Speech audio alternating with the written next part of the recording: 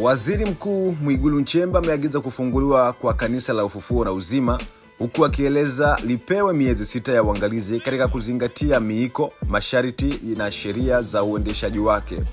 Waziri Mwigulu ameyasema hayo akiongea na wakazi wa Kimara na Mbezi Ruizi jijini Dar es Salaam tarehe 24 ya mwezi wa 11 mwaka 2025, ambapo ameelekeza kurekebishwa kwa sharti linalotaka kufungiwa kwa nyumba ya ibada iwapo atakosea kiongozi, akisisitiza anayekosea ndiye aadhibiwe bila kuathiri waumini kufanya ibada. Na mnukuu, Rais Samia ametoa msamaha kwenye taasisi za kidini ambazo zilikuwa na msukosuko wa hapa na pale.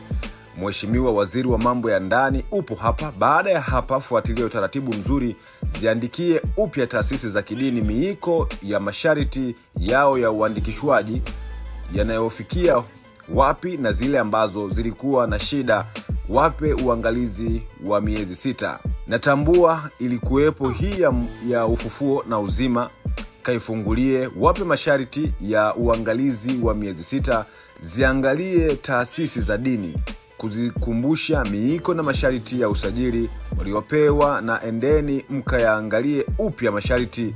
Akikosea mmoja, utaratibu wa kufunga kote una madhara kwa wananchi wetu, kwa sababu ibada ni ushirika wa binadamu na Mungu na sio binadamu na askofu wake. Ibada ni mahusiano kati ya mwanadamu na Mungu wake. Akiangalie vizuri hiki kipengele, ili akikosea shekhe usiadhibiwe msikiti, na akikosea askofu wasinyimwe waumini wake kufanya ushirika na Mungu wao. Mwisho wa kunukuu.